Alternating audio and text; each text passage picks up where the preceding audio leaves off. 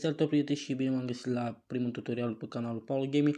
În acest videoclip vă voi arăta cum să vă faceți o piesă pe telefon. Da, pe telefon ați auzit bine. În acest videoclip voi arăta cu ce aplicație să faceți o piesă. Eu folosesc aplicația Voloco, am și bani de la pe aici, dar nu știu foarte bine să-l folosesc. Noi vom folosi în acest videoclip aplicația Voloco. Intrați pe Mega Gameplay și o descărcați dacă nu aveți aplicația. Acum intrăm pe aplicația Voloco. Trebuie să aveți că dați pe plusul ăsta unde mi apare mie aici, ca să puteți să-mi filmați cu, dacă vreți și videoclip la piesă, puteți dați aici record video, dar eu nu folosesc record video pentru că nu vreau videoclip la piesă. Noi dăm record audio ca să înregistrăm doar. Oprim aici microfonul aici și acum să vă arăt niște setări pentru să nu vă auziți cum ar fi un cor la biserică. Nu știu de ce am dat acest exemplu, dar nu are nimic. Să nu vă auziți de două ori sau să vă auziți urât. Dăm prima oară pe cheia aici. Aici este cheia bitului. Este foarte important să o aveți pe C major dacă vreți să faceți faceți fără bit. Dacă vreți a doua voce, trebuie să o aveți pe C major. Eu o foloseam pe minor. Așa îmi plăcea mie înainte. Așa, aici nu e mare scofal, puteți să aveți aici o grămadă de key, dar eu folosesc C minor. Ca să introduceți un bit, dați aici pe icona asta la muzică, aici unde am pus eu. Și aici vă apare două track-uri. Vă apare să luați bitul din aplicația Voloco și să dați din browser, adică după telefonul vostru puteți să descărcați un bit după YouTube și să vi-l descărcați și l aveți aici. Dar nu o să folosim nu o să folosim acum în acest tutorial un bit de pe Voloco. De aici eu o să aleg asta, sonorita, nu stați puțin să ascult. Da, sună bine, la adăugăm. Oprim monitorul aici, monitor, doamne, vocal. Ok, acum o să vă arăt ceva la cheia aici. Aici acum s-a schimbat cheia bitului pe A minor. Adică ne schimba automat cheia pentru că este cheia bitului. Ok, și acum la efecte aici dați la pitch correction, aici lăsați pe 45 cum am eu.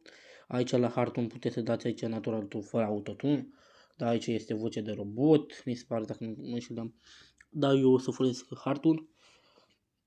Ok, aici sunt niște efecte pentru voce, dar puteți să le cumpărați dacă aveți bani și cu astea. Aici nu umblați. Și aici cu reverber. Aici la compresor lăsați pe bypass cum am eu. Pentru că dacă activați celelalte efecte o să sune altfel cum o dați voi pe beat. Dacă cântați bine puteți să o dați și pe rap, pop, ca să sune mai bine. Scuze. Aici equalizer. Dați pe equalizer, lăsați pe long and boost. Eu așa aici am lăsat, așa las eu aici. Sau puteți să-i lăsați și pe bypass, dar eu aici îl las. Aici lăsați pe small. Mi se pare că putem să lăsăm și așa. Reverb-ul putem să lăsăm pe bypass și ăsta putem să lăsăm pe break. Dar noi lăsăm pe ăsta pe low. Ok, lăsăm, astea sunt toate setările acestei aplicații.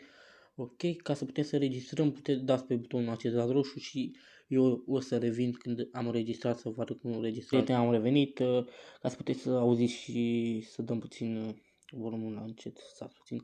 Aici puteți să opriți și beat-ul dacă vreți. Ok, dar nu îl oprim, lăsăm cu tot cu beat. Putem să umblăm și aici, dar eu nu o să umblu pentru că mai bine lăsați cum e. Am dat un exemplu cum sună, dar nu mă auzeam din cauza la căști foarte bine și dar nu contează, să vedem cum sună.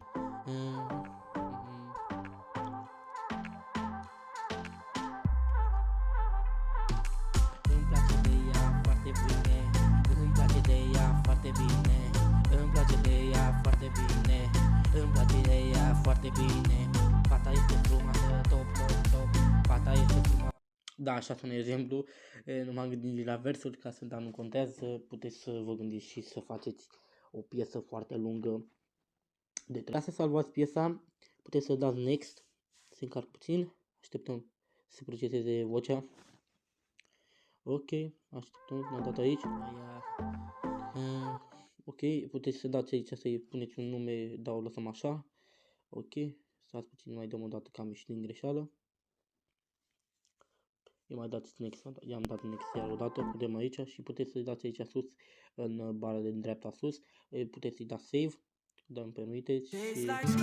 Ok, și da, piesa e salvată. Piesa e salvată și aia e. Și piesa salvată puteți să o ascultați dacă vreți. Eu am dat o dată iar pe aia și da. Cam acesta a fost tutorial. Dacă v-a plăcut acest tutorial, nu uitați să dați și voi un like și să vă abonați la canalul meu pentru mai multe videoclipuri de genul și poate și eu facem o piesă dacă vreți voi. Dacă vă abonați și vă place acest canal de YouTube, nu ezitați să dați like și da, poate o să fac data viitoare un tutorial că să faceți o piesă pe Bandcamp. Pa, pa!